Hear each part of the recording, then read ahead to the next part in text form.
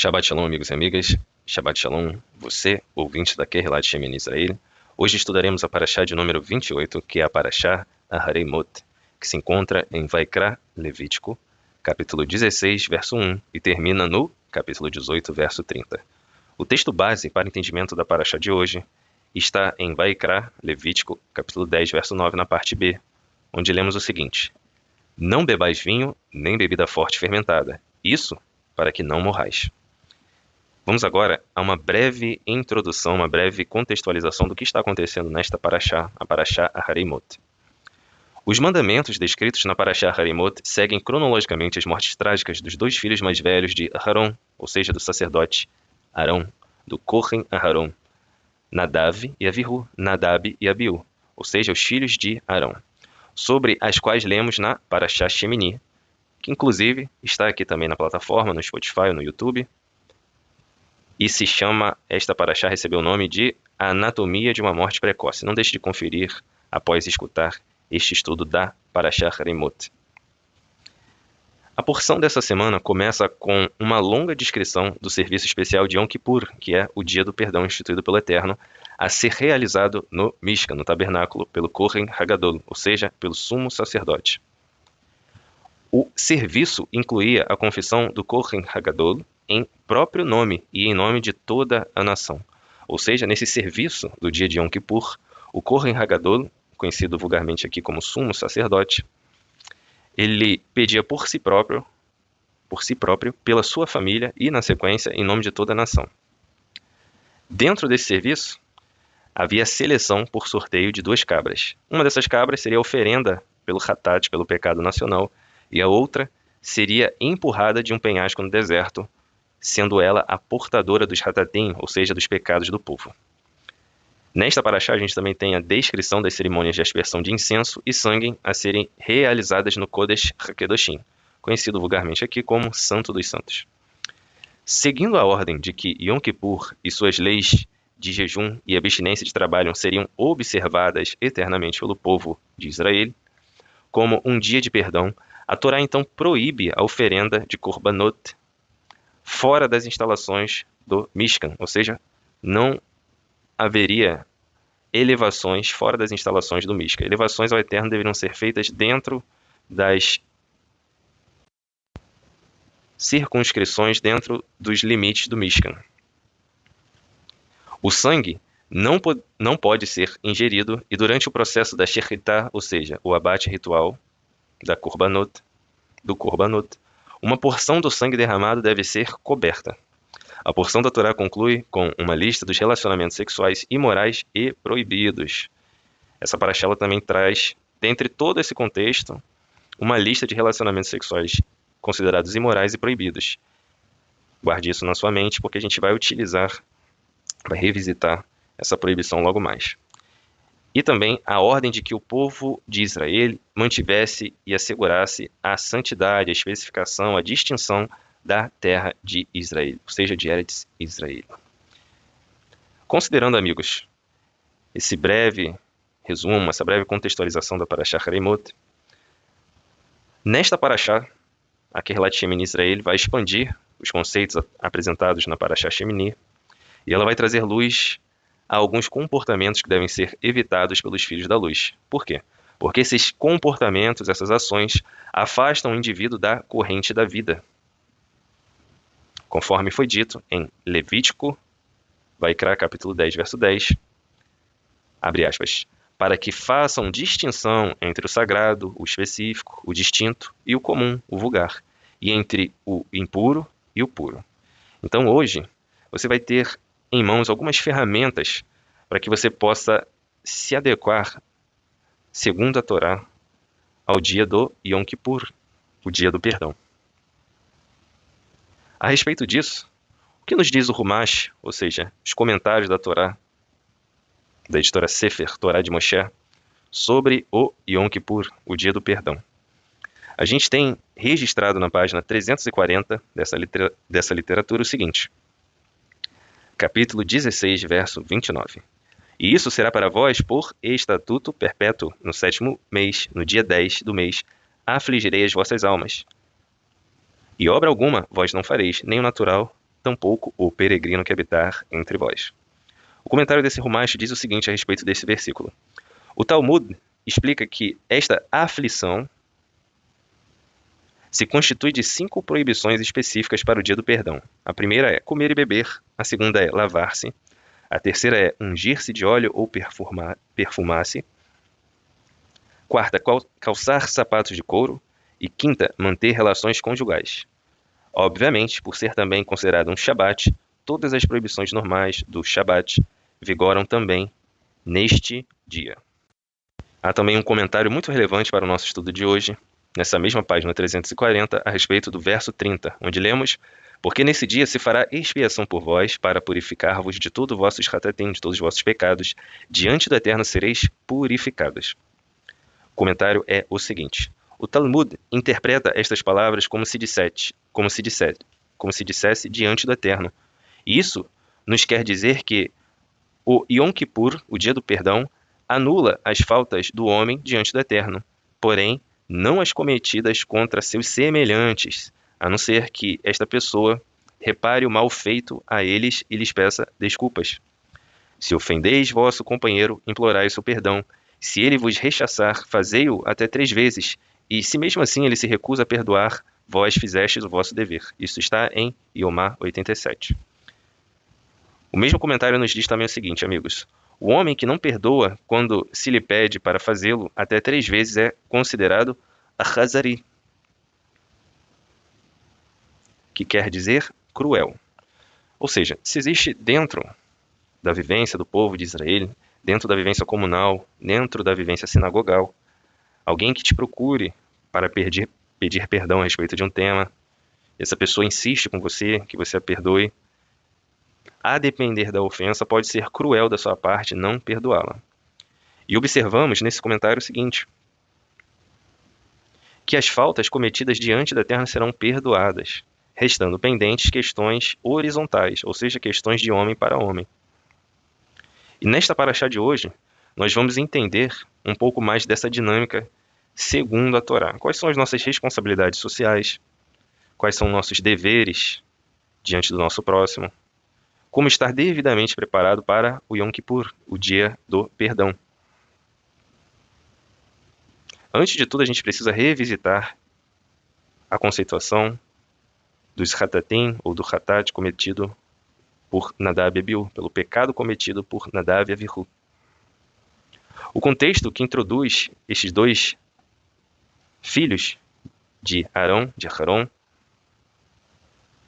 ocorre a primeira vez em Êxodo, Shemot, capítulo 23, verso 6. E Aharon tomou por mulher a Elisheva, filha de Aminadav, irmã de Nachshon, e ela lhe deu à luz a Nadav, Avihu, Eleazar e Itamar, ou seja, 4 filhos. Segundo o Midrash, que é a literatura que procura explicar as profundidades da Torá, das Escrituras, através de comparações, de histórias, de alegorias. Segundo o Midrash, a partir da página 70b, Nadav e Abiú eram dotados de habilidades fora do comum, eram pessoas acima da média. E estavam associados a valores elevados para serem estimados como os próximos líderes do Am Israel. Os nomes deles indicavam o seguinte: Nadav significa que está apto para a nobreza, do hebraico Nedivut. Avihu, por sua vez, significa que este poderia ser considerado pai do povo de Israel, do hebraico Av, pai.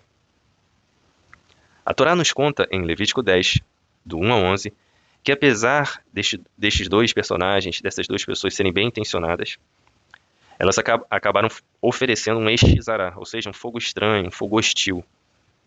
Um fogo que, aliás, o próprio Eterno não havia autorizado. Não havia ordenado que eles utilizassem, se valessem daquele formato para se apresentarem diante do Eterno no Mishkan. Vamos para esse texto, Levítico 10, capítulo 1.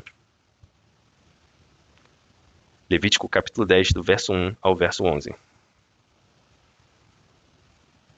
Nadab e Abiú, filhos de Aharon, pegaram cada um o seu queimador de incenso, e colocaram incenso dentro, e puseram fogo, e o apresentaram ao Eterno, o Senhor, como oferta. Contudo, não fizeram isso de acordo com as leis de Deus, e por isso ele não aceitou a oferta deles. Repetindo, não fizeram isso de acordo com as leis do Eterno, e por isso ele não aceitou a oferta deles. Conforme está registrado nas palavras de Salomão, aquele que desvia os seus ouvidos de ouvir a Torá, a lei, até a sua oração se torna abominável. Continuando, de repente, partiu de diante do Senhor uma labareda que os aniquilou, e pereceram ali mesmo, onde Deus estava. Disse então Moshe a Arão, Moisés a Arão: foi isso que o Eterno declarou quando disse: aqueles que se aproximam de mim devem honrar minha santidade, minha especificação, minha soberania. E diante de todo o povo demonstro a minha kavod, a minha glória. Arão, contudo, guardou o silêncio. Então Moshe convocou a Misael e a Elisafã, filhos de Uziel, tio de Arão, e ordenou-lhes: aproximai-vos e tirai vossos parentes da frente do santuário, do Mishkan, e levai-os para fora do acampamento. E eles aproximaram-se e os puxaram pelas túnicas para fora do acampamento, de acordo com as ordens de Moshe.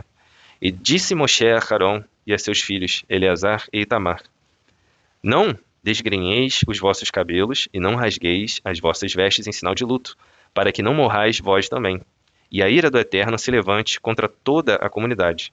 Contudo, vossos parentes e todo o povo de Israel poderão prantear por aqueles que o Eterno destruiu por meio do fogo. Não deixeis a entrada da tenda do encontro para que não morrais, visto que fostes ordenados com bálsamo específico, distinto, sagrado da unção. E assim fizeram tudo conforme Moshe lhes ordenara. E depois o Eterno falou a Arão e o orientou. Prestem bem atenção, amigos, nesta orientação do Eterno.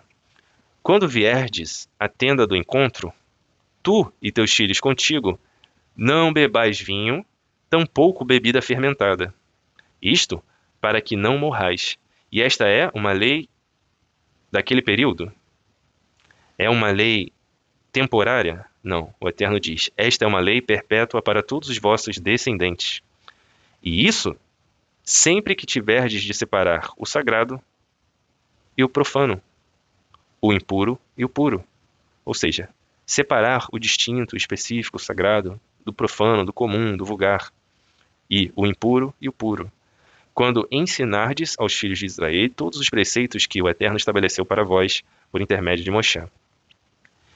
Então, amigos, a Torá ela nos deixa claro e evidente que não foi com a intenção de afrontar o Eterno que Nadav e Avihu fizeram o que fizeram.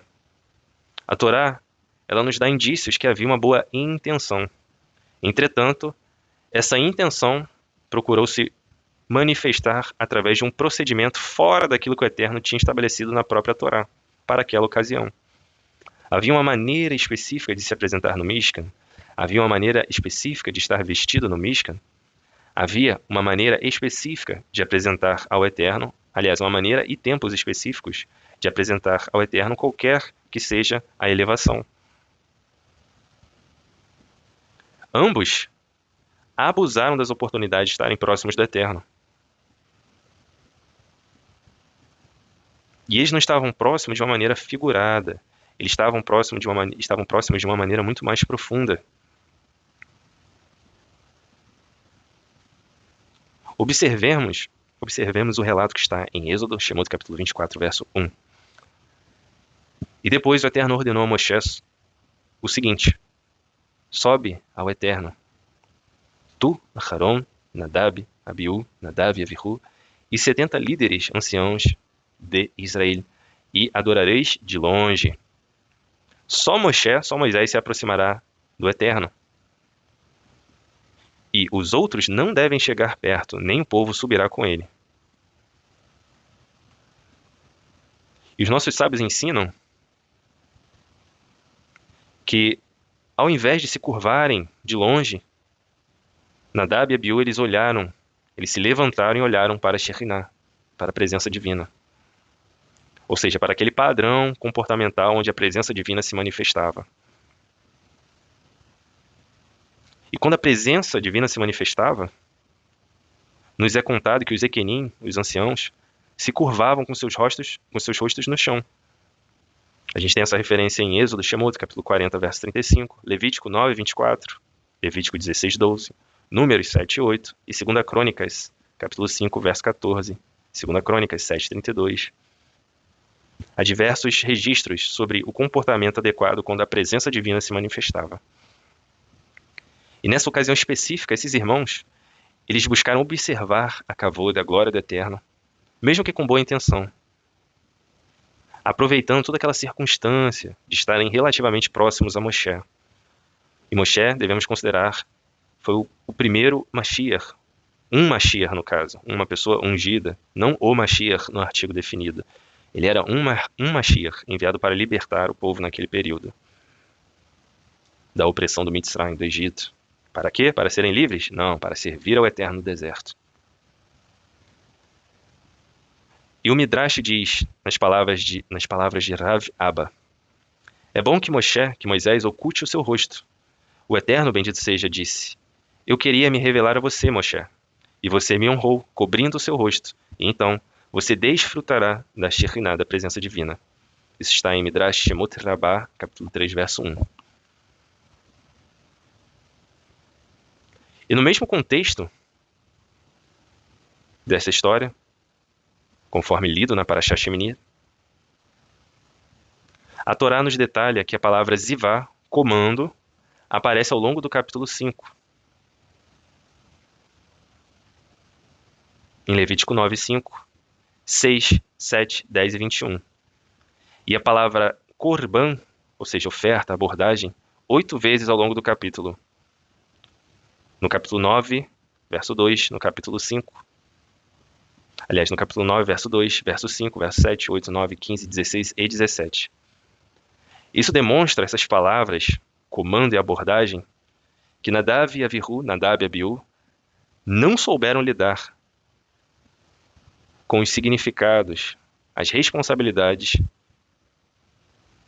que a palavra zivá e korban, ou seja, comando e abordagem, requeria deles. Eles queriam agir, eles queriam atuar, mas havia um método, uma abordagem, um comando. E além de bem-intencionados, de quererem se aproximar de forma profunda ao Eterno, o Leshen, uma das maiores obras cabalistas da atualidade, escrita por Rav Shlomo Eliashiv, avô do famoso Posek Rav Shalom Yosef Eliashiv, explica que Nadav e Avihu eram grandes devotos e estavam tentando trazer perdão pelo Hatat de Adão, ou seja, de Adão, segundo a interpretação de que a fruta do bem e do mal era, na verdade, uma videira. Então eles tentaram, segundo essa opinião, instrumentalizar a ingestão de uvas fermentadas, do sumo da uva fermentada, tentando reparar, tentando consertar, tentando expiar o Hatat, o pecado de Adão.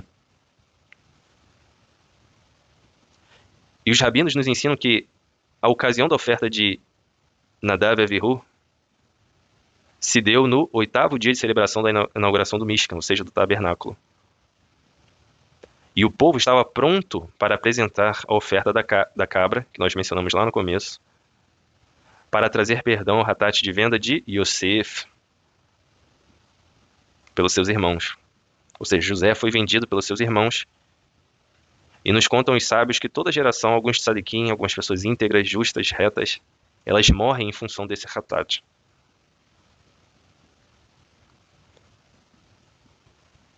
Isso, como aponta o Rav Ari Khan. E essa referência está no portal aish.com, aish.com. A intenção de Nadab e Abiú incluía retificar por erros passados o entorpecimento de Adão e a venda de Yosef, filho de Jacó, de José, filho de Jacó. E o Midrash Vaikra, a partir da página 172, acrescenta o seguinte: ademais, Aharon, apesar de ser o Kohen Hagadol, o sumo sacerdote, tomava a precaução de não ingressar no Kodesh HaKedoshim, vulgarmente conhecido como Santo dos Santos, com exceção do dia de Yom Kippur, e inclusive neste dia somente para realizar uma Avodat Hashem ali, ou seja, ele entrava somente para realizar um serviço divino ali, instituído pelo próprio Eterno. Se estas proibições eram desobedecidas, se aplicava o castigo de pena de morte celestial e malukot, que quer dizer flagelos ou chicotadas, por entrar no Kodesh HaKadoshim quando não era necessário. A Moshe, a Moisés, cujo nível transcendental espiritual estava mais elevado que o de Arão, recebeu uma posição excepcional, onde lemos: Tu poderás ingressar no Kodesh HaKadoshim em qualquer momento para falar comigo. Assim informou Hashem, o Eterno, a Moshe: Quando entrares com desejo de escutar minhas palavras, minha voz te alcançará desde entre os Ketuvim. Os principais erros de Nadab e Abiú, em toda essa contextualização que trouxemos, foram os seguintes. Primeiro, não basta uma boa intenção. Não basta sentirmos, desejarmos, que algo é o correto a ser feito naquela situação. Temos que pesquisar, temos que conhecer a vontade do Eterno a respeito daquela abordagem. Qual é o comando do Eterno? Agora que eu tenho comando, qual é a abordagem em relação a esse comando? O que nos leva para o segundo ponto. Sem a referência divina, que é a Torá, que são os mandamentos, é impossível fazer ou praticar, ou ainda praticar, o que é adequado. Sem essas informações, a pessoa se perde na abordagem, ainda que ela esteja atenta ao comando divino. E este é um quadro muito recorrente em nossos dias. Sabemos o que temos que fazer. Carecemos de como deve ser feito. Terceiro ponto. A experiência, a vivência com o Eterno é maravilhosa.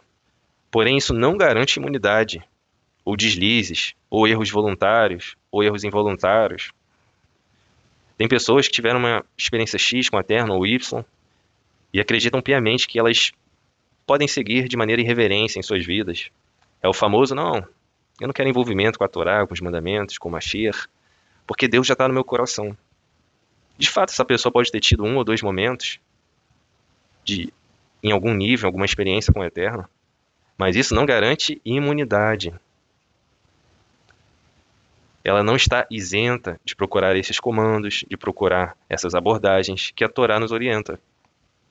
A gente nunca pode esquecer: a soberba precede a ruína. O que nos leva para o quarto ponto. Não adianta conhecer os procedimentos de como se aproximar do Eterno e burlá-los. Com pensamentos autônomos, abordagens autônomas, ideias próprias, supostos atalhos para alcançar essa meta. Onde vemos muito isso? Cursos, livros, ensinando a pessoa a enriquecer utilizando a Torá. Sabedoria, abre aspas, judaica para enriquecer. É uma furada. A única pessoa que enriquece é o vendedor do livro. Você vai continuar na mesma. Poxa, mas eu apliquei alguns conceitos do livro e obtive dinheiro. Dinheiro é papel. Dinheiro não compra salvação. Dinheiro não compra intimidade, comunhão com o Eterno. Então devemos considerar 2 vezes por dia, até um relógio sem pilha, ele vai acertar. Porém, ele não está vivo. E esta é uma preocupação que todos nós temos que ter diante do Eterno. Eu estou vivendo diante do Eterno de uma maneira orgânica, funcional? Ou estou obcecado pelo ritual? Obcecado pelos comandos, pela Torá, pelo povo de Israel? Igual muitas pessoas nos abordam: amamos o povo de Israel. Baruch Hashem. E o Eterno, o que ele significa para você? Ele é só um penduricário estético religioso? Os mandamentos também? Qual é a sua missão ao se envolver com as coisas do Eterno, ao se envolver com a Torá? O que você tem buscado adquirir? Ou quais conhecimentos você tem procurado ao se envolver com a Torá, com o Eterno? É uma pergunta que todos nós devemos fazer diariamente. Um quadro extremamente recorrente são indivíduos que estão preocupados com questões, por exemplo, como a Kabbalah. Não somente a Kabbalah, mas outros fundamentos mais avançados também, das Escrituras, da Torá. E às vezes a pessoa mal tem um letramento nativo, ou seja, da sua própria nação. Ela não tem um ensino médio, não tem um ensino fundamental. E de repente essa pessoa se torna um especialista, abre aspas, em hebraico, em Torá, em Cabalá. Na verdade, na realidade, ela está dando um tiro no próprio pé, induzindo terceiros a erros. Cego guiando outros cegos.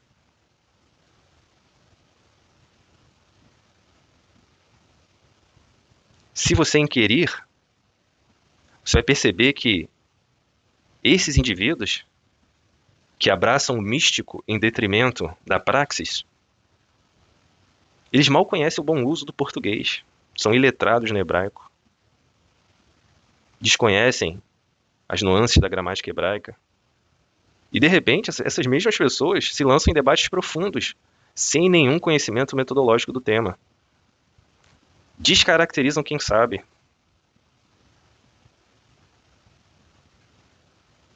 Ah, mas que relato Shemini Israel, vocês estão exagerando. Procure no Google o movimento que menciona que a grafia do nome do Eterno é tal. Ele se chama o movimento do nome. Eu não vou falar como é o nome. Vocês vão procurar e vocês vão perceber que tem um grupo de pessoas que elas dizem que o nome do Eterno é X. Elas desconhecem onde nasceu esse movimento, lá na América do Norte, lá nos Estados Unidos. Pessoas que, obviamente, também não conheciam o hebraico, pretenderam montar um movimento de restauração, de retorno às, abre aspas, raízes hebraicas, sem método, sem comando, sem abordagem. E elas passaram a acreditar, como muitas outras instituições idólatras, que elas eram as únicas credenciadas no mundo a discorrerem sobre o tema, onde todos os outros estão errados. Ao passo que o que para eles é uma questão religiosa, se você mostrar para um linguista, uma pessoa versada em hebraico, essa pessoa vai explicar para ela por que aquela grafia não é daquela forma, e ela não vai entender, porque ela não tem um letramento mínimo em hebraico, raramente na sua própria língua nativa.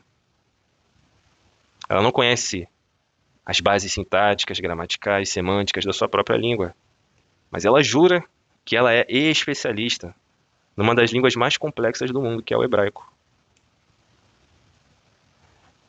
Então, esse ímpeto, conforme observamos, essa obsessão, ela tem contornos de loucuras, abalos psiquiátricos.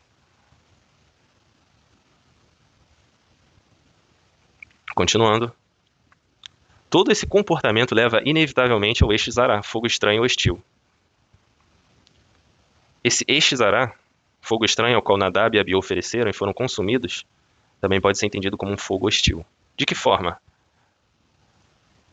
A pessoa que não tem o método, ela hostiliza a Torá, os mandamentos, ela não assume que o Eterno é soberano, ela não assume que deve guardar os mandamentos, não assume que o livre-arbítrio, livre escolha é uma falácia, dentre outras construções teológicas hostis às Escrituras.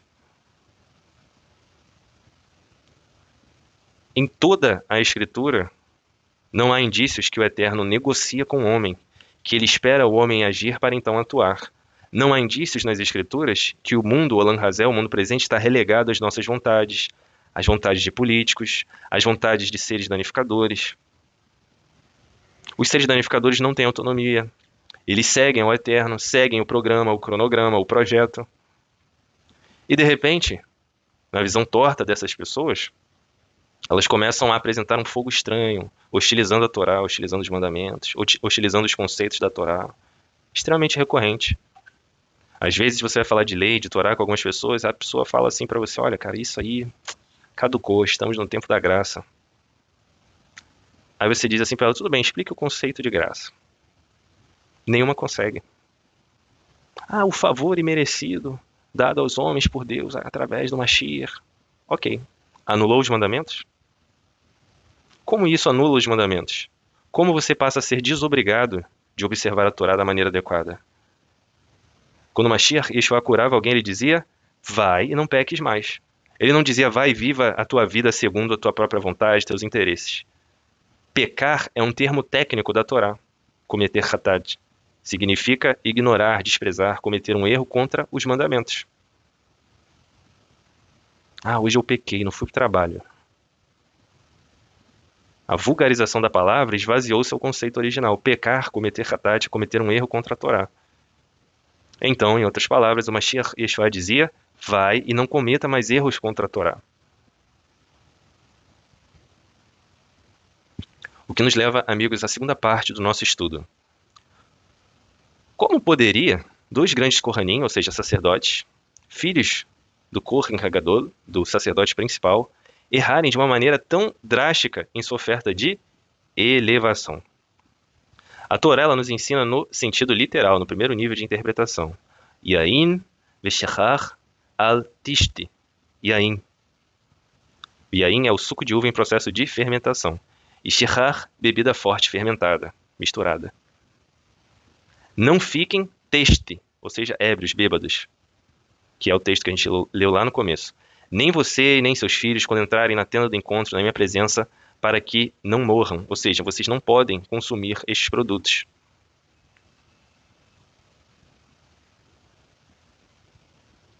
E este para que não morram, ele alude ao objetivo, à causa final do texto.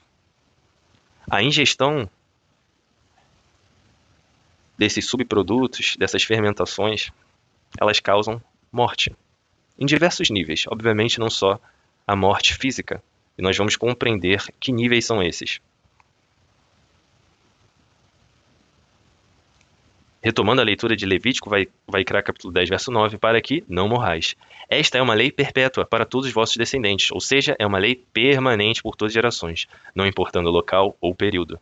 No verso seguinte nós temos, no versículo 10, e isso sempre que tiverdes de separar o sagrado, o distinto, o específico, do profano, do comum, do vulgar, o impuro e o puro. A lei estabelecida aqui, amigos, é fazer, ou seja, praticar, distinguir entre o santo, o distinto, o específico, o definido,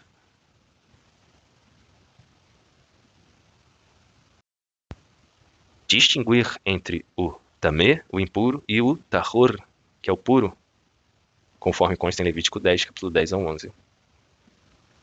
O que nos leva à seguinte pergunta: como uma pessoa vai fazer distinção entre o que é dedicado, definido, distinto para Deus e o que é vulgar, o que é impuro? Como ela vai distinguir o impuro do puro? Entre o santo e o profano? Se ela está dopada, se ela está chapada, se ela está andando como um ébrio. Se ela, da hora que acorda, ela não toma nem o café, até a hora de dormir ela está drogada, ou com alguma espécie de aditivo na mente, ou alucinógeno.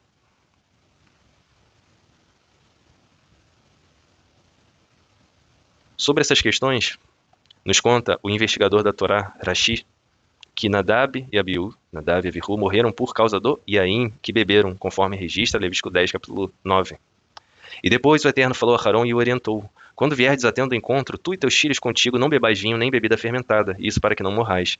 Esta é uma lei perpétua para todos os vossos descendentes. De acordo com o Midrash, percebemos que quando Arão recebeu a ordem, nem você nem seus descendentes não poderão beber Yain, suco em estado de fermentação, para que não morram, no verso 9, nós observamos que eles só morreram por causa do Yain, conforme nos conta o Midrash Vaikra Rabá, capítulo 12, verso 1. Também no Midrash está escrito sobre a passagem trágica de Noah, igualmente ocorrida por causa de psicotropia, onde o Midrash nos traz a seguinte situação: bebendo um copo, o homem torna-se manso, como um cordeiro. No segundo, sente-se forte como um leão. Após o terceiro copo, deita-se e rola como um porco, continuando a beber, e não tarda a praticar insanidades e maluquices, e atos aleatórios, como se fosse um símil, um macaco. Isso está em Midrash Tanhumá, Noah, capítulo 13. O Rav Ishmael disse: eles morreram porque foram intoxicados pelo Yain. Esse comentário é sobre Vaikra capítulo 10, verso 12. Gur Aryeh diz sobre Levítico 10, verso 2: é porque eles beberam Yain. Então temos que considerar que uma boa intenção, seguida pelo desprezo dos comandos do Eterno, que ignora a abordagem ordenada pelo Eterno, quando encontra um agente psicotrópico, uma substância psicoativa, toda essa trajetória leva à morte. É possível que as pessoas errem nos demais aspectos. Qual é a questão prática dessa segunda parte do nosso estudo? É que é possível que as pessoas errem nessas outras questões de ordem prática, a respeito de comandos, a respeito de abordagens. E pode ser que para elas ainda haja misericórdia, perdão. Entretanto, quando elas misturam seus erros, a psicotropia, o perigo ele se torna muito mais contundente. Aquilo que estava errado antes é potencializado pelo efeito do Yain, pelo efeito de substâncias psicoativas. Muitas pessoas recorrem a esse artifício quando, por exemplo, estão com problemas, querem esquecer a realidade, e a realidade permanece lá intacta. E a vida delas é piorada pelo uso dessas substâncias psicoativas. O que nos leva à terceira parte do nosso estudo. Vamos agora, amigos, à terceira parte do nosso estudo, onde descobriremos, segundo a Torá, onde estão as evidências de que o alcoolismo, dentre o uso de outros psicotrópicos, de outras substâncias psicoativas alucinógenas, são de fato proibidas. A versão direta do Tanar, ou seja, a Bíblia original em hebraico para o grego koiné, conhecida também como Septuaginta, traduz para o grego as palavras relativas à feitiçaria por meio de vegetais, gases, bebidas, frutas, pedras, dentre outros, com a palavra pharmakeia, do verbo pharmakon, que quer dizer droga, poção ou feitiçaria. Especificamente sobre o uso de psicotrópicos, pharmakeia traduz a palavra latim, do verbo hebraico lut, que significa ciências ocultas, as escondidas, em segredo, e também magia. Termo este presente em Êxodo, Shemot, capítulo 7, verso 11, capítulo 7, verso 22, capítulo 8, verso 18, presente também em Irmiyahu, Jeremias, capítulo 27, verso 9, onde a palavra, inclusive, é Keshafim, plural de Kassof, feitiçaria, e também em Yeshayahu, Isaías, capítulo 47, verso 9. Este é o costume idólatra das nações, conforme lemos, Levítico, capítulo 20, verso 23, Deuteronômio, Devarim, capítulo 7, verso 22, capítulo 12, verso 30, 2 Reis, capítulo 17, verso 8, e Irmiyahu, Jeremias, capítulo 10, verso 2. 4 vocábulos e expressões são utilizados no Tanar, ou seja, na Bíblia hebraica, para se referir a bebidas da uva. Uva em hebraico é enav.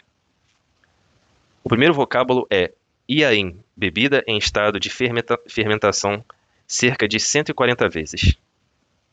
B. Tirosh, bebida fermentada cerca de 38 vezes. Significa mosto, suco de uva não fermentado. Shehar, bebida forte fermentada, 23 vezes.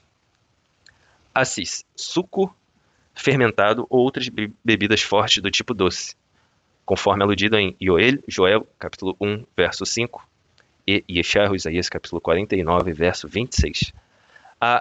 O yain, na maioria das passagens hebraicas, é tido como uma bebida perigosa com diversas fases de fermentação, usada tanto para o uso nutricional, de maneira saudável, como, por exemplo, em temperos, como vinagre, etc., na medicina, tendo como referência o álcool, etanol ou ainda outros substratos para a limpeza, e também como remédio, conforme lemos em Provérbios 31, verso 6 e 1 Timóteo, capítulo 5, verso 23. As narrativas na Torá, no Tanar, nas escrituras em geral a respeito de Yain, Assis e Shehar são marcadas por tragédias e repreensões, como por exemplo, no episódio de Adão e Eva, no episódio de Noé, onde ele se embriagou, no episódio de Ló, sobrinho de Abraão, quando ele também passa por um episódio de embriaguez, Nadab e Abiú, conforme estamos lendo nesta paraxá, e conforme acontecia com a geração do rei Ezequias na cidade de Tel Arad, onde praticavam feitiçaria com ervas aromáticas em altares feitos aos deuses, conforme consta em 2 Reis, capítulo 18, verso 4 e Crônicas, capítulo 32, verso 12. O Tanar condena com pena de morte os praticantes de feitiçaria, bruxos, magos e afins, conforme está em Êxodo 22, verso 18. Mishlei, Provérbios 23, capítulo 29, também denuncia. Para quem são os ais de pesar? Para quem as expressões de profunda tristeza? Para quem as brigas e inimizades? Para quem os ferimentos desnecessários? De quem são os olhos embaçados e vermelhos? Para todos aqueles que gastam horas se encharcando de vinho, os que andam em busca de bebidas fortes e misturas alcoólicas. Não te entregues a contemplar a tintura avermelhada do vinho, quando cintila provocante no copo e escorre suavemente. No fim, ele te atacará como a serpente e envenenará como víbora. Teus olhos verão coisas horríveis e tua mente entorpecida te fará dizer tolices. Serás como alguém que dorme no meio do mar agitado, ou deita-se sobre as cordas de um alto mastro, e dirás: feriram-me, mas eu não senti. Bateram-me, contudo eu nada percebi. Quando despertarei para que eu volte a beber? Então, amigos, conforme observamos aqui, a pessoa que dorme no meio do mar, numa situação à deriva, ela, conforme também é dito no próximo versículo, como aquele que se deita sobre as cordas de um alto mastro, ele está correndo perigo, ou de queda ou de afogamento. Aí o verso seguinte diz: feriram-me, mas eu não senti. Bateram-me e eu nada percebi. Então, a pessoa que se envolve com substâncias psicoativas, ela perde a noção do perigo para si e para os outros. Ela coloca a sua vida, a sua integridade física e moral à disposição do suposto acaso. Ela não está mais preocupada, diligente, com aquilo que deve ser feito de maneira normativa em sua vida. A única preocupação dela, desde a hora que ela dorme até a hora que levanta, é a do versículo final. Quando despertarei para que possa voltar a beber? Ou seja, é uma pessoa adicta, viciada, ela está doente, está psiquicamente dependente, abalada emocionalmente. E ela não consegue distinguir a mão esquerda da direita. E este é o trágico caso dos dependentes químicos, alcoólatras. Eles encontram um degradante nível normativo, espiritual, transcendental, onde você não pode contar com eles para nada. Até mesmo tarefas simples ou tarefas urgentes em relação a esses indivíduos que são escravos das substâncias alucinógenas se tornam um grande perigo, tanto para a integridade deles, quanto para quem confiou neles. E existem também terríveis passagens sobre feitiçaria por meio de substâncias alucinógenas e psicotrópicas. Ou seja, farmaqueia, lut, nos Ketuvim Neitzarim, nos escritos nazarenos. Conforme lemos em Lucas capítulo 12, verso 42. Ao que o Senhor lhe asseverou: quem é, portanto, o administrador fiel que age com bom senso, a quem o seu Senhor encarrega de seus servos para ministrar-lhes sua porção de alimento, no tempo devido? Feliz o servo a quem o seu Senhor surpreender agindo dessa maneira quando voltar. Asseguro-vos que ele o encarregará de todos os seus bens. Todavia, imaginai que esse servo pense consigo mesmo: meu Senhor tarda demais a voltar. E por isso, comece a agredir os demais servos e servas, entregando-se à glutonaria e à embriaguez. Entretanto, o Senhor daquele servo voltará no dia em que ele menos espera, e num momento totalmente imprevisível, e o punirá com todo rigor e lhe condenará ao lugar dos infiéis. Aquele servo que conhece a vontade do seu Senhor e não prepara o que lhe deseja, nem age para agradá-lo, será castigado com extrema severidade. Contudo, aquele que não conhece a vontade do seu Senhor, mas praticou o que era sujeito a castigo, receberá poucos açoites. A quem muito foi dado, muito será exigido, e a quem muito foi confiado, muito mais ainda será requerido.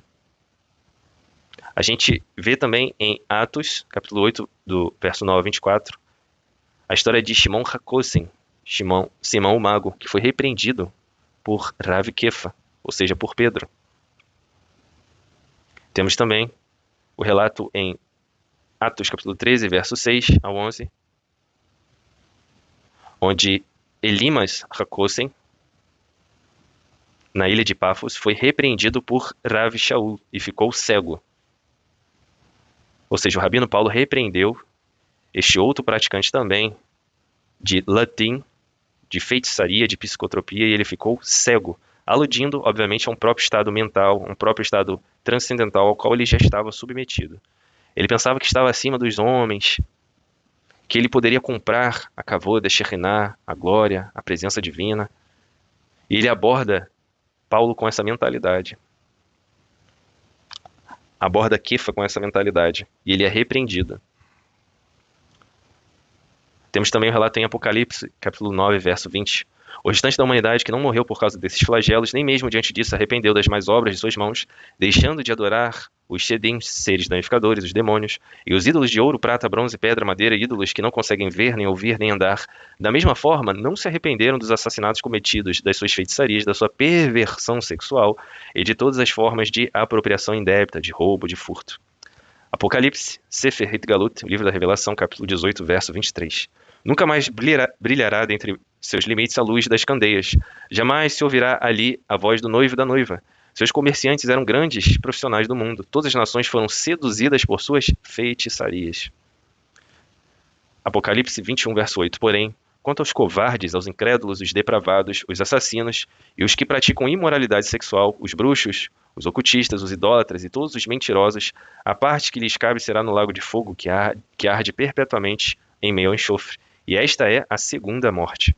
Apocalipse, capítulo 22, verso 15. No entanto, fora estão os cães, os bruxos e ocultistas, os que cometem imoralidades sexuais, os assassinos, os idólatras e todos os que amam e praticam a mentira. Lembrando, amigos, conforme trouxemos nesta terceira parte do nosso estudo, onde lemos feitiçaria e palavras correlatas, o grego koiné traz a expressão pharmakon ou pharmakeia, que é traduzido direto da Bíblia hebraica da palavra latim, ocultismo, feitiçaria, magia. Vamos agora, amigos, à parte 4 do nosso estudo, e em breve iremos entender por que se multiplicou no nosso estudo a questão da imoralidade sexual. Pelo que lemos, ela sempre está acompanhada desses atos. Nós vamos agora entender desses atos de psicotropia. Nós agora vamos entender por quê, na nossa quarta parte do nosso estudo. Os Ketuvim Netzarim, ou seja, os escritos nazarenos, nos instruem como deve ser o nosso proceder perante essas coisas. Não sabeis, conforme está escrito em 1 Coríntios capítulo 3, verso 16, não sabeis que sois santuário de Deus e que seu Ruach, o seu Espírito, habita em vós? Se alguma pessoa destruir o santuário de Deus, este o destruirá, pois o santuário de Deus, que sois vós, ou seja, nosso recipiente, nosso Bassar, é sagrado, distinto, específico. A sabedoria humana é loucura, ninguém se iluda. Se qualquer pessoa entre vós se considera sábia de acordo com os padrões deste nosso tempo, então é melhor que ela se torne insensata para alcançar sabedoria. Aqui temos uma demonstração em relação aos modismos, aos padrões do tempo, ao momento datado da história que estamos vivendo. Pode ser que naquele momento datado as drogas estejam em alta, a psicotropia esteja em alta, pessoas supostamente sábias tentam associar psicotropia a relacionamento com o Eterno, psicotropia a Torá, psicotropia a intimidade, a conhecimento do Eterno. E o conselho dado aqui em Coríntios é: comece do zero, verifique, inquira, busque conhecimento. Conforme trouxemos na Parashá Shemini, a anatomia de uma morte precoce, muitas das vezes essas pessoas acabam seguindo uma pessoa ébria, uma pessoa bêbada, uma pessoa que tem problemas com drogas, uma pessoa eloquente, uma pessoa muitas das vezes da casa de Israel ou da casa de Judá, uma pessoa que tem conhecimento da Torá, mas que tem por predileção a prática da psicotropia, Hasvei Shalom, que o Eterno nos livre. E ela acaba se iludindo, sendo engodada juntamente com o ímpeto dessa pessoa. A pessoa chega para ela e diz que tem um método, um meio dela se aproximar do Eterno. Mas no fim do dia ela é só um bêbado, que não quer beber sozinha, que não quer se drogar sozinha. E ela acaba cooptando pessoas incautas, descuidadas, sem sabedoria, para o seu circuito de drogados, para o seu circuito de viciados. Isso acontece todos os dias. Quer em âmbitos religiosos, tortuosos, quer em âmbitos normativos da sociedade. Próximo texto, 1 Coríntios, capítulo 6, verso 18. Fugir, portanto, da imoralidade sexual. Qualquer outro pecado que uma pessoa comete fora do corpo, os comete. Todavia, quem peca sexualmente, peca contra o seu próprio corpo. Ou ainda, não entendeis que o vosso corpo é santuário do Ruach HaKodesh, do alento divino, que habita em vós, o qual tendes da parte de Deus, e que não pertence a vós mesmos? Pois fostes comprados por alto preço, portanto glorificai a Deus no vosso próprio corpo. Então a gente percebe aqui, amigos, em 1 Coríntios capítulo 6, verso 18, que onde tem psicotropia tem impureza. Onde tem impureza, subsequentemente tem imoralidade sexual. conforme a gente vê em Tehillim, Salmos capítulo 42, verso 7. Um abismo chama o outro abismo. Rashi, o investigador da Torá, nos diz que isso significa o seguinte: um problema chama o próximo problema. E em Tehillim, Salmos 42, verso 7, lemos o seguinte: ao som de suas ondas, de suas cachoeiras, todas as tuas ondas e vagalhões se abatem sobre mim. Que é o próximo verso depois deste que acabamos de ler, onde um abismo chamou outro abismo. O mesmo investigador da Torá, Rav Rashi, nos contam que suas ondas, suas cachoeiras, é uma expressão de juízo, de retribuição. Porque a onda do mal, ela sobe, ela quebra e cai. Então a pessoa que se está submetida, que ela incorre nesses erros, um abismo chamando outro abismo, na sequência, ela é atingida por retribuição em função dos seus atos. Essas pessoas nunca conseguem seguir em seus relacionamentos, em seus trabalhos, em suas famílias, porque elas estão presas, elas estão vinculadas a um circuito, a um ciclo vicioso, não um ciclo virtuoso. E logo mais à frente, na conclusão do estudo, a Keilat Shemin Israel vai trazer a forma de quebrar esse ciclo, de abrir as janelas da sua casa, da sua consciência, para que você consiga, de uma vez por todas, deixar essas práticas no passado. Próximo texto, Gálatas, capítulo 5, verso 17.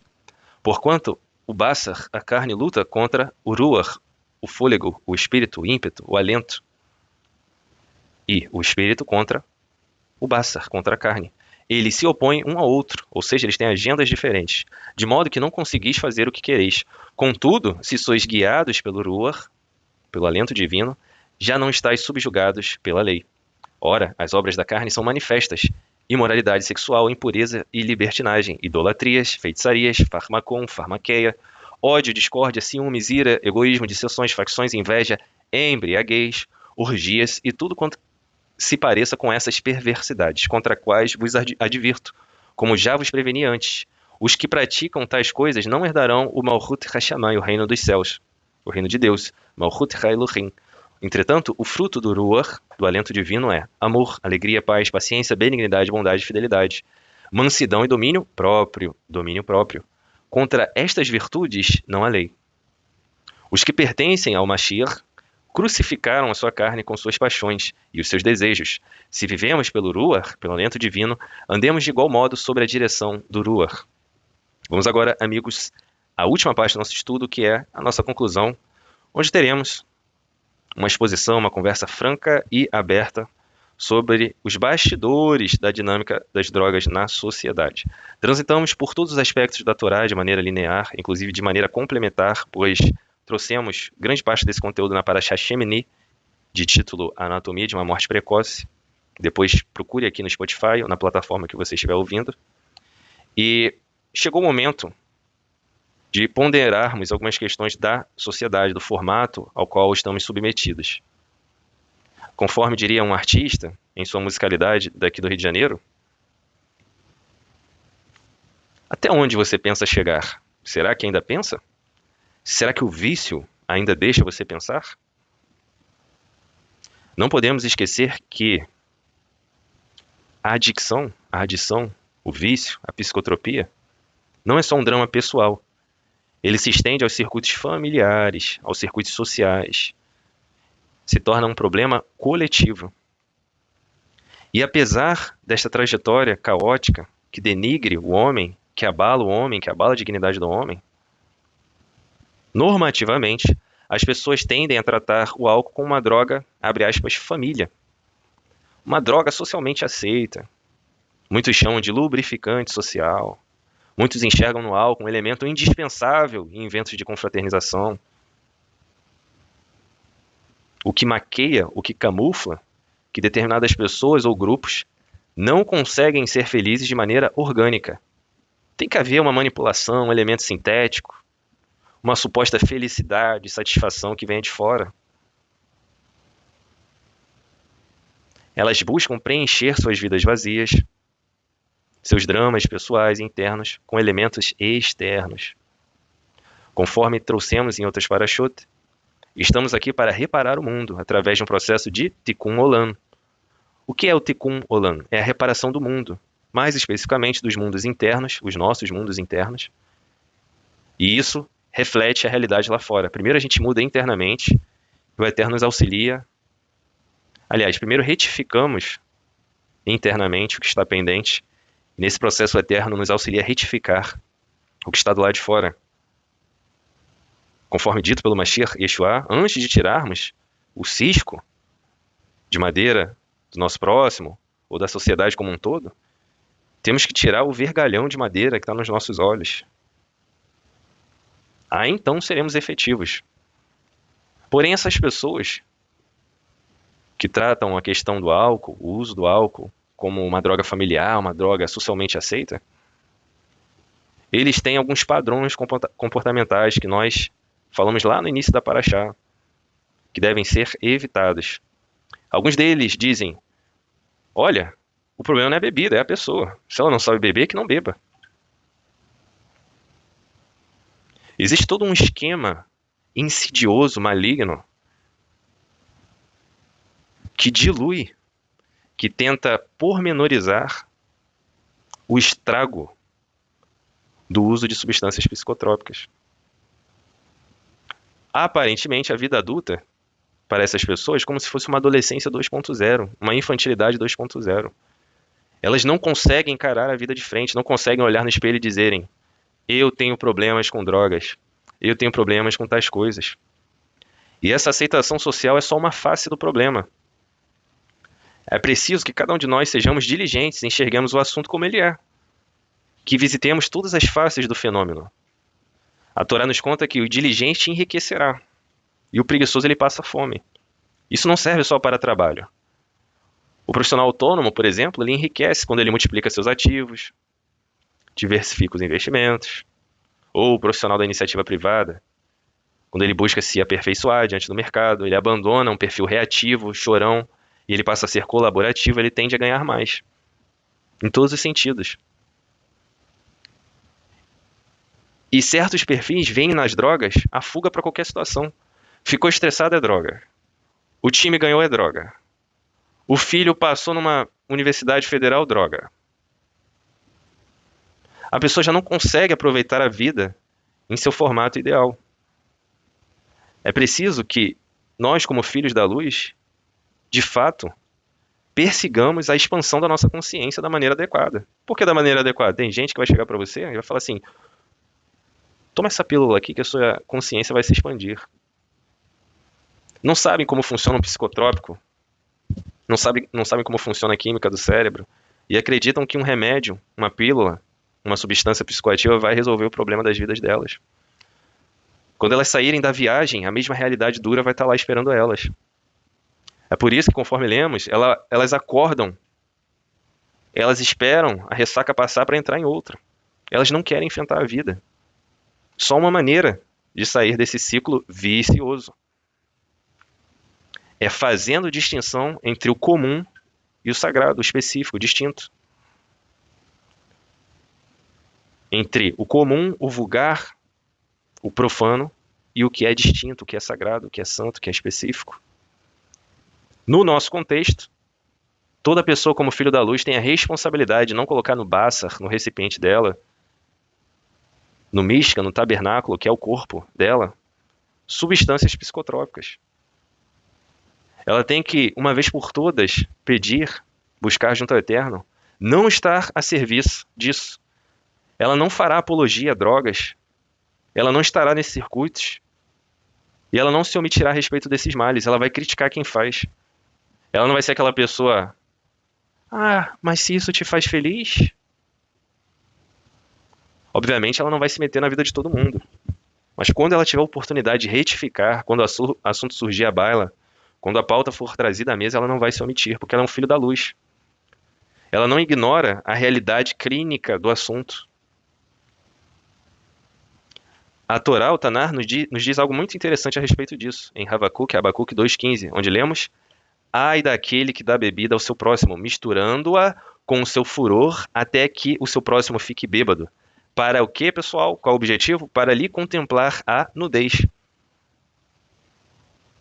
Qualquer semelhança com os dias atuais não é mera coincidência. E quando a Escritura fala em nudez, ela fala de falta de mandamentos. A pessoa está em um estado de vergonha, ela não tem vestes. Conforme está escrito, sejam sempre alvas as tuas vestes e nunca falte óleo sobre a tua cabeça. Vestes são mandamentos. Os sábios nos contam que quem não anda com o Eterno, não cumpre seus mandamentos, está morto e não sabe. Está andando como um zumbi no Olam Hazé, no mundo presente. De mesmo modo, quem recorre à psicotropia no dia a dia, seja como elemento de fuga da realidade, ou como diversão, ou como lubrificante social, como eles gostam de chamar, está longe do Eterno.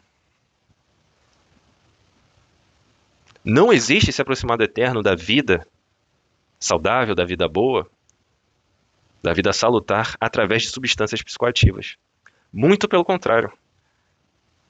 Se nós observarmos, por exemplo, fatores externos como os 12 passos dos Narcóticos Anônimos, dos Alcoólicos Anônimos, a gente começa a observar a realidade clínica, a realidade clínica, os contornos da adicção do vício.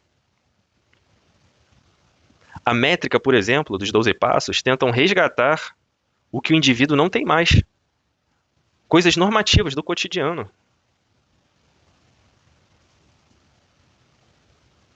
Como, por exemplo, no passo 1, admitimos que éramos impotentes perante nossa adicção, nosso vício, e que nossas vidas tinham se tornado incontroláveis. Viemos a acreditar, passo 2, que um poder maior do que nós poderia devolver-nos a sanidade. 3. Decidimos entregar nossa vontade, nossas vidas aos cuidados de Deus de maneira como nós o compreendíamos. 4. Fizemos um profundo e destemido inventário moral de nós mesmos.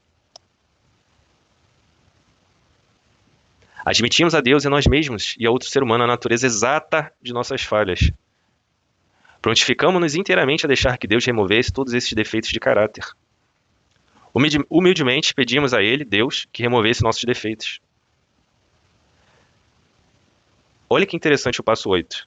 Fizemos uma lista de todas as pessoas que tínhamos prejudicado e nos dispusemos a fazer reparações a todas elas. Fizemos reparações diretas a tais pessoas sempre que possível, exceto quando fazê-lo pudesse prejudicá-las ou as outras. Continuamos fazendo inventário pessoal e moral e quando estávamos errados, admitimos, de maneira prontamente.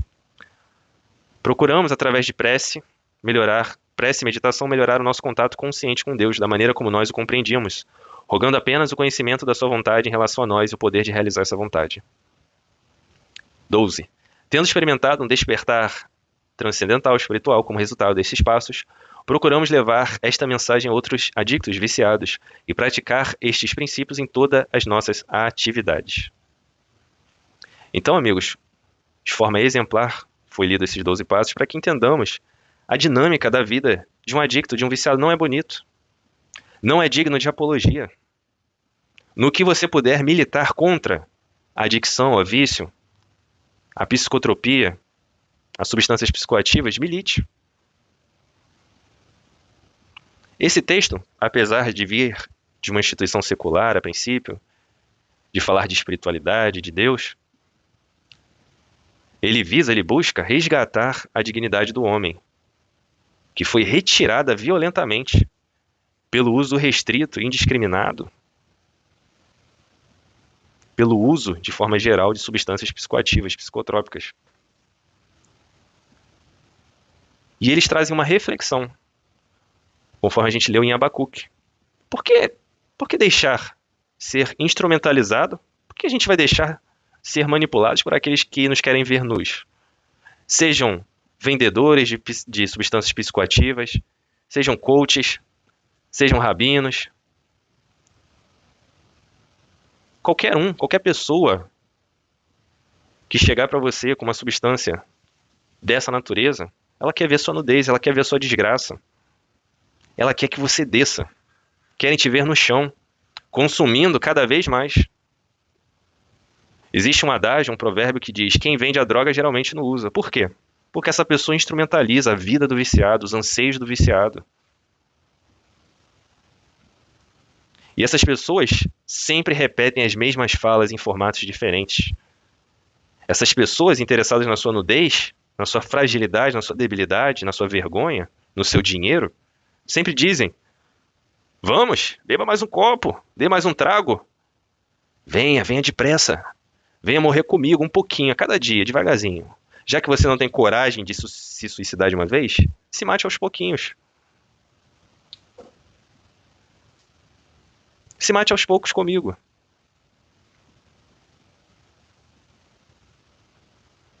Não estamos aqui para isso. Os filhos da luz não estão aqui para isso. Eles estão aqui para denunciar, para reparar o mundo, para militar contra o que é adverso. Ah, mas que relaxa em Israel?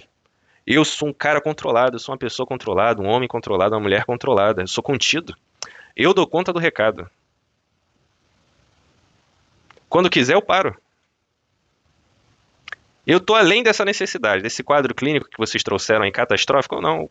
Eu bebo socialmente, uma vez na vida, outra na morte. Será que você não contribui para o quadro geral, para a visão macro? Poxa, fulano respeitável, cuida da família e tal, ele bebe. Pô, cara, sensacional, vou beber também. Aí quando essa pessoa espelhada em você vai beber, a catástrofe vem. Porque as compulsões dela encontraram um meio de extravasar.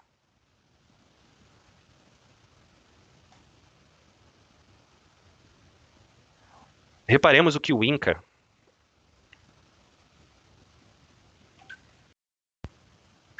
o Instituto Nacional sobre o Câncer, nos conta sobre isso. Ou seja, mais uma vez, enriquecendo o conceito de realidade clínica. O que acontece ao se consumir bebidas alcoólicas segundo o INCA, em qualquer quantidade? Isso aumenta o risco de desenvolver câncer de boca, faringe, laringe, esôfago, estômago, fígado, intestino, cólon e reto.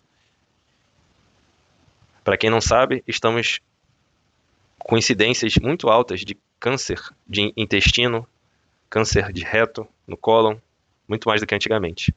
Câncer de boca, faringe, laringe, esôfago, estômago, fígado, intestino, cólon, reto e mama.